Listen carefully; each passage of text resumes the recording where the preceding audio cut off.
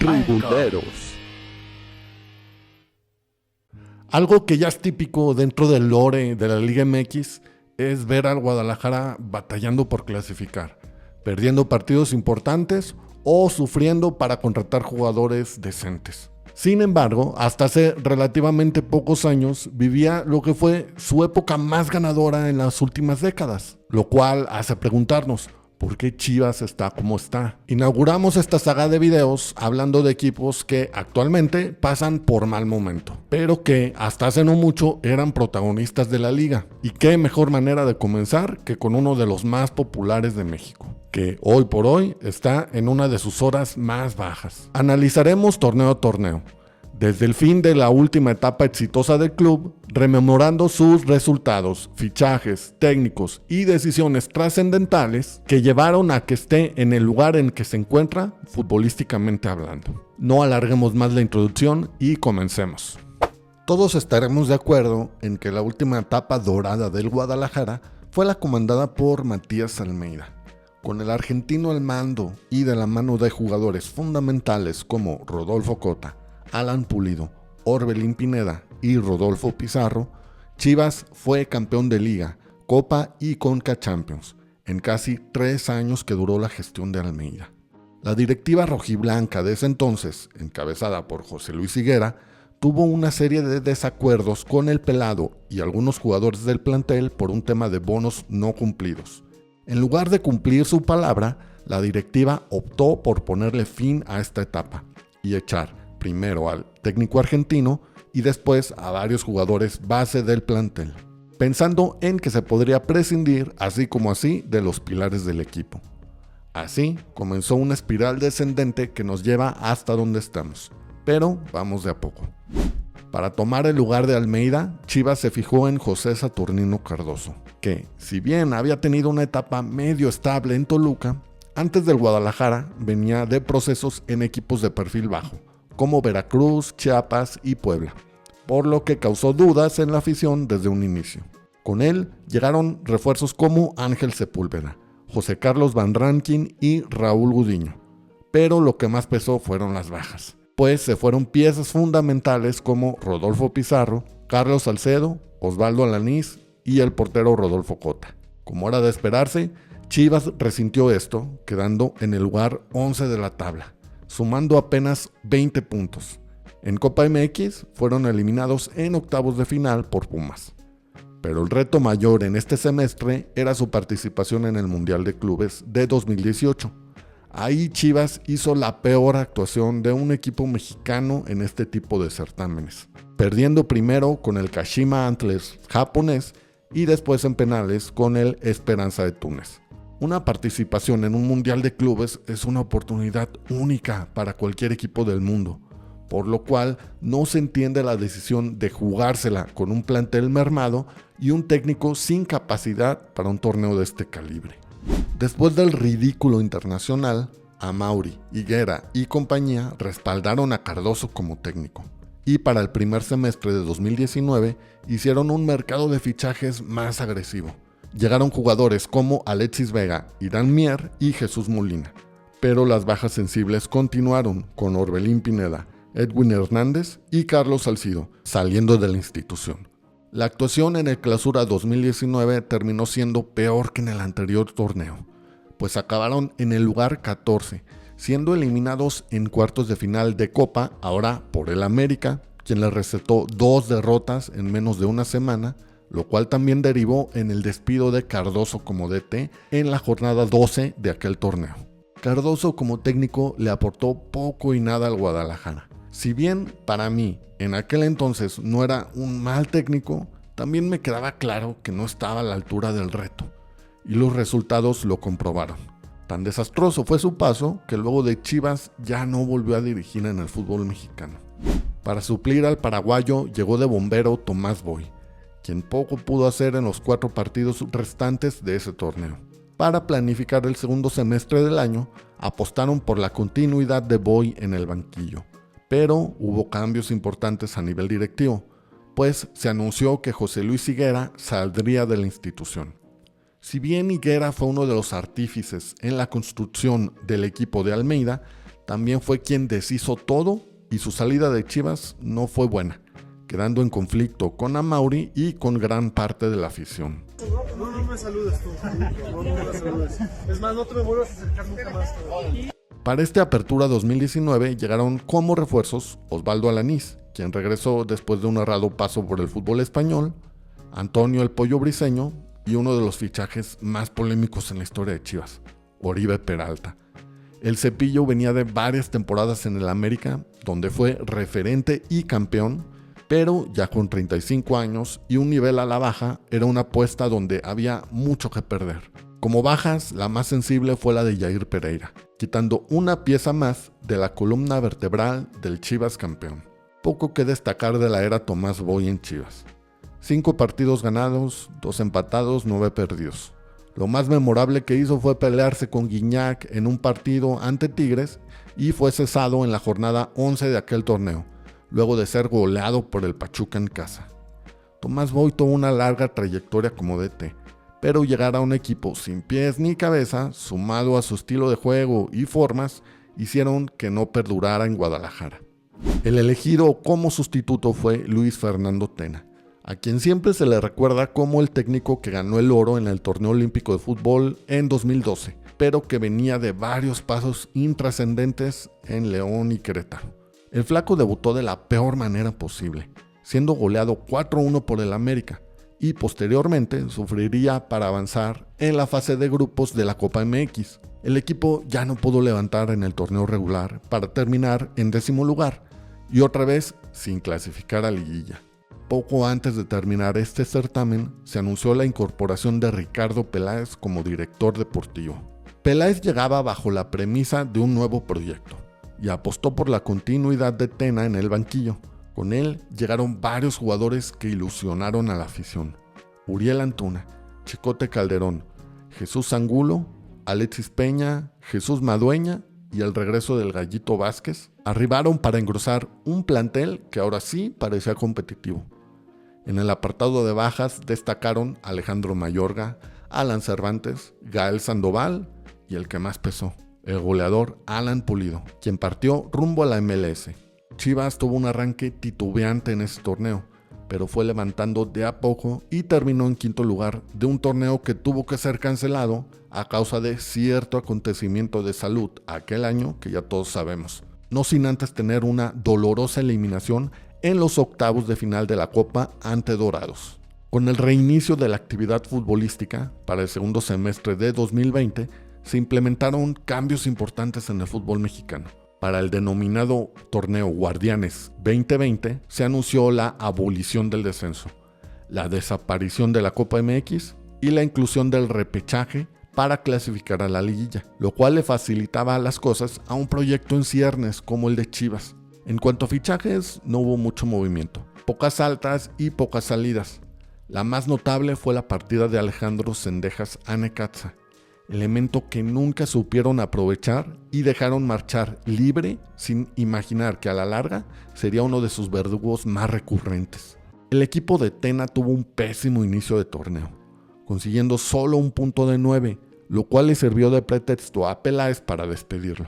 Lo cierto es que Peláez nunca estuvo convencido de que Tena fuera el técnico ideal para el equipo, pero se dejó influenciar por gente a su alrededor para darle continuidad, solo para acabar corriéndolo a solo 3 fechas de iniciado el torneo.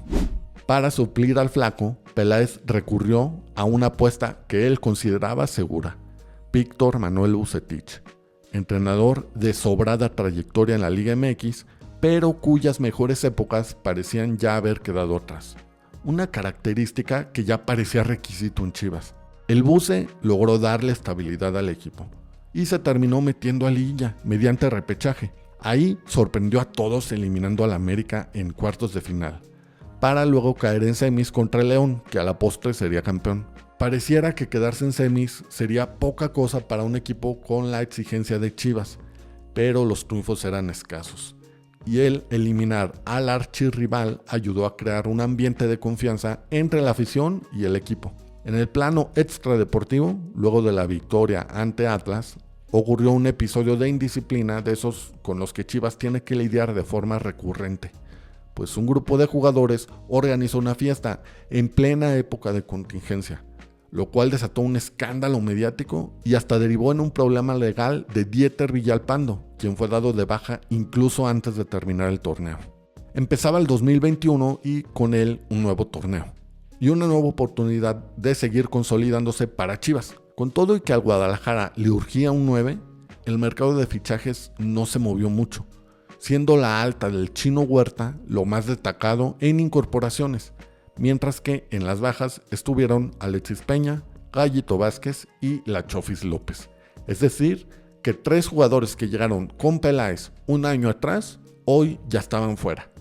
Y lo peor es que por razones extrafutbolísticas, el torneo terminó siendo pésimo, con un arranque muy flojo, otra goleada contra América en el Clásico y un 9º lugar que les dio un pase in extremis al repechaje, el cual solo sirvió para que Pachuca los exhibiera.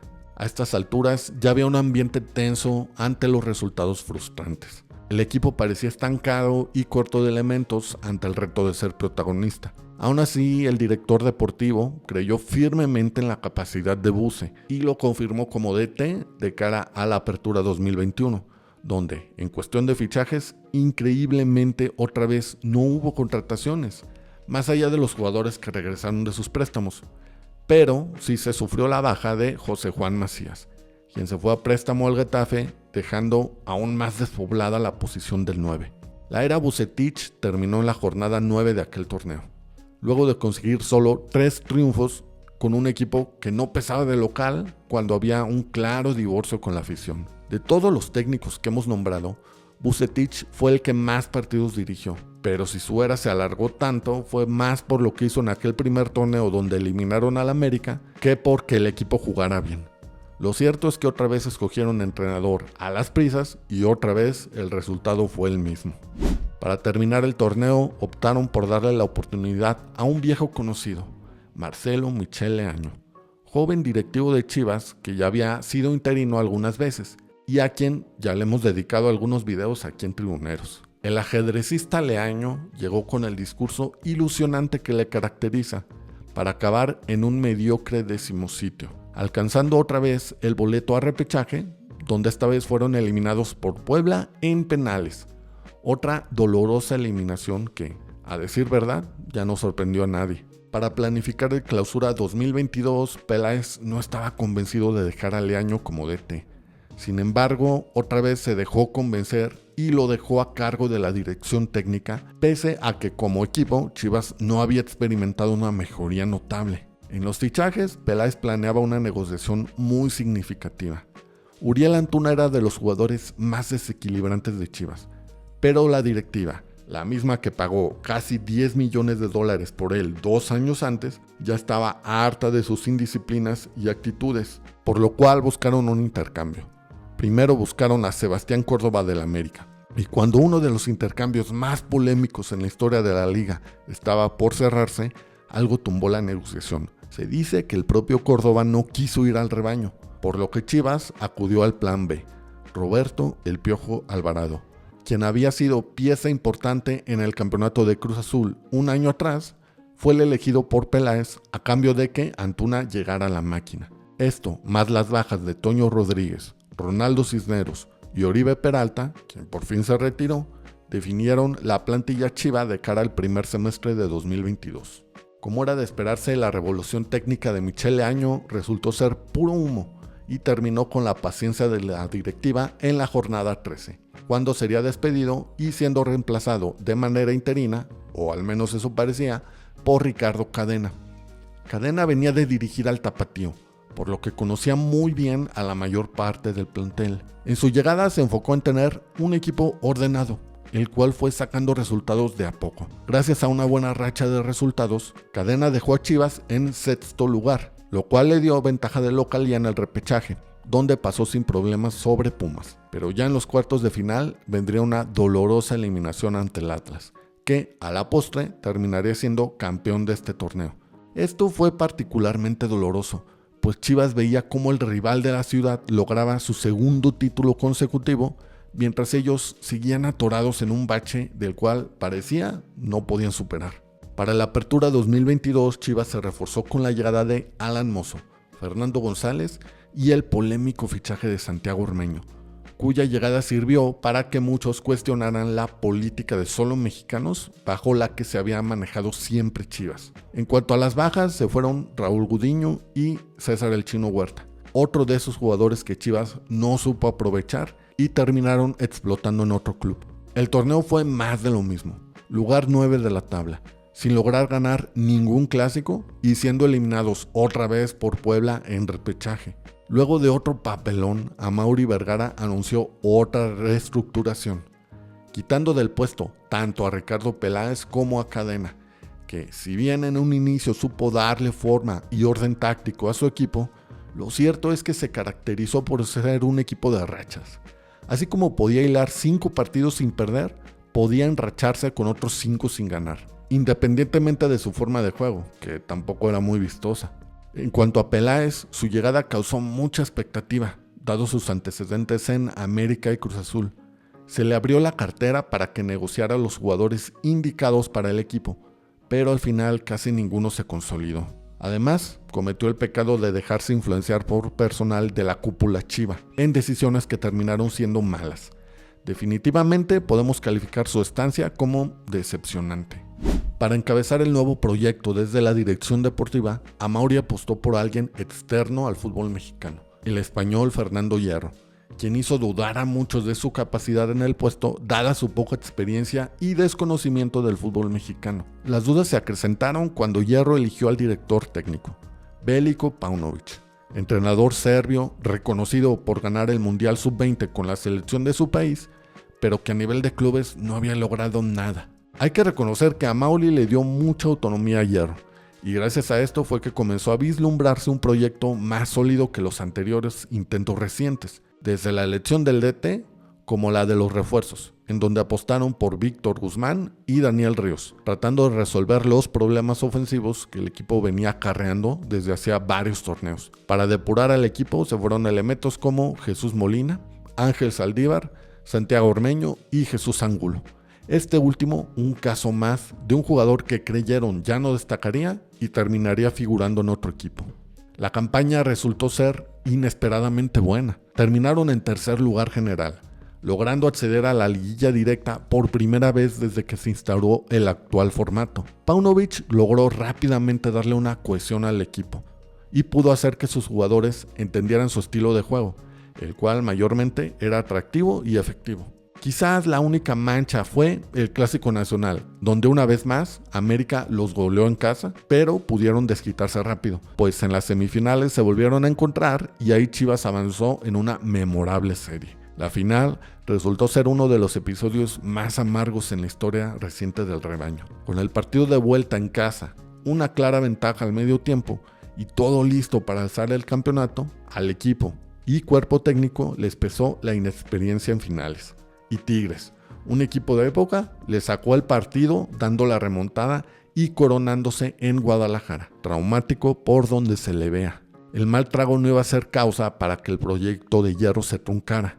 Si se le veía objetivamente, directiva y cuerpo técnico llegaron a una final en su primer torneo, lo cual era muy rescatable.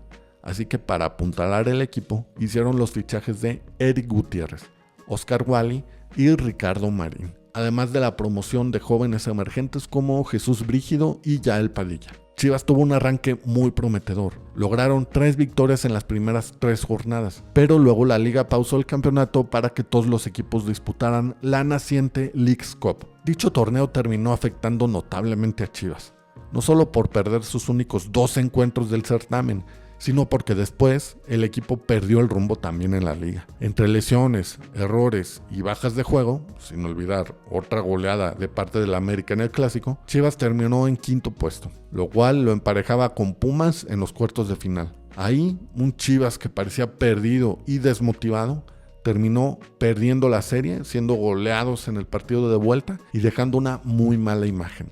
Al concluir dicha participación en el torneo, Chivas y Veliko Paunović acordaron la salida del técnico serbio del club, luego de meses de conflictos internos, rumores de salida y hasta problemas con los jugadores. A Paunovic hay que reconocerle su pronta adaptación al fútbol mexicano. Llegar a un equipo con tanta presión mediática como Chivas y dar resultados inmediatos no es sencillo, y de alguna forma Pauno lo logró en cierta medida, siendo el técnico de mejor gestión en el club desde la era Almeida. Aunque también hay que señalar que sus convicciones y terquedades terminaron costando mucho en partidos decisivos. Una vez más, Hierro tenía la responsabilidad de designar un nuevo entrenador, y en esta ocasión recurrió a un viejo conocido suyo, Fernando Gago, a quien Hierro conocía bien desde su etapa como jugador en el Real Madrid, y cuya carrera como técnico ya tenía cierto recorrido, con un buen paso con Racing en Argentina. Para apuntalar el equipo llegaron refuerzos como Kate Cowell, José Castillo y el regreso de Javier Hernández Chicharito. En las bajas se apuntaron los nombres de Daniel Ríos, Cristian Calderón y Alexis Vega. Estos dos últimos luego de un nuevo episodio de indisciplina, lo cual derivó en una salida de ambos en malos términos. El caso de Vega es particularmente grave, ya que se trataba de un elemento clave del plantel a quien nunca pudieron poner en orden y que se vieron obligados a vender a un precio bajísimo, solo para que meses después y hasta la fecha ya estuviera deslumbrando en otro equipo. Gago no se complicó las cosas con el equipo y empezó a construir desde la estructura que había dejado Paunovic, gracias a lo cual se adaptó rápidamente con los jugadores y pudo consolidar un estilo de juego que diera resultados. Al igual que sus antecesores, Gago no pudo competirle al América, quien primero los dejó fuera en los octavos de final de la Conca Champions y después en semifinales del torneo mexicano, en donde habían quedado en un cuarto lugar que a poco supo después de la eliminación ante las Águilas, quienes semanas después lograrían el bicampeonato de liga. Antes de iniciar la segunda parte del 2024, se anunció que el líder del proyecto, Fernando Hierro, dejaría su cargo para tomar un lugar en la dirección deportiva del Al Nassr. Esto con la promesa de que dejaría a cargo a gente capaz y confiable que continuaría el proceso que él había anunciado. Luego de esto se hizo un cuestionable mercado de fichajes, en donde adquirieron los servicios de Omar Gobea, Daniel Aguirre y Fidel Barajas, jugadores que desde un inicio muchos cuestionaron si correspondían a la exigencia del club. En el segundo semestre de Gago con el equipo ya no fue el mismo. Parecía haber perdido el ritmo que lo caracterizaba luego de una nueva temprana eliminación en Leagues Cup y un paso irregular por la liga. En octubre comenzaron a sonar fuertes rumores de que el técnico argentino dejaría su puesto para hacerse cargo de Boca Juniors. Rumores que Gago negó categóricamente en los medios, solo para que días después, efectivamente, se confirmara su marcha del club rumbo a Argentina, en medio de un escándalo mediático y una mancha a su imagen que será difícil de borrar, al menos en el ámbito mexicano. Lo único que dejó Gago en su paso por Guadalajara, además de su turbulenta salida, fue el no poder ser efectivo en los partidos importantes, siendo dominado en casi todos los clásicos y con eliminaciones amargas en los 3 torneos que le tocó encarar. Para cerrar el Apertura 2024 tomó las riendas de forma interina el hasta entonces técnico del Tapatío, Arturo Ortega, quien intentó continuar con las bases que ya había y, casi de rebote, terminar el torneo en 9º lugar, con la oportunidad de disputar el repechaje, en el cual se midió al Atlas, que, en un partido que parecía controlado, les terminó dando la vuelta y eliminándolos. Ahora ya no solo era el América, sino también el rival de la ciudad. El 2025 empezó de forma caótica en Guadalajara. Primero con el anuncio del nuevo entrenador, el español Óscar García, con un largo recorrido en diversas ligas del fútbol europeo, pero sin conseguir algo notable en su palmarés. Una apuesta que buscaba emular lo que pasó con Paunovic. Aunado a esto, vino una profunda limpia de elementos que parecían ya haber cumplido su ciclo, como Carlos Cisneros, Pavel Pérez, Antonio Briceño, Ricardo Marín y la sonada marcha de una de las joyas de la cantera, Jesús Orozco Chiquete, quien decidió marchar a un equipo que parecía más estable, como Cruz Azul, en una mediática negociación que trajo la llegada de Luis Romo a Guadalajara. Junto con el seleccionado nacional se anunciaron las incorporaciones de Alan Pulido y Miguel Tapias, junto con la promoción de elementos del Tapatío como Teun Wilke y Hugo Camberos, en un mercado de fichajes que dejó mucho que desear. La directiva española que había dejado Hierro parecía no estar cumpliendo en su labor, por lo cual Amaury Vergara optó por destituirlos de sus puestos y, por enésima vez, comenzar de cero un nuevo proyecto.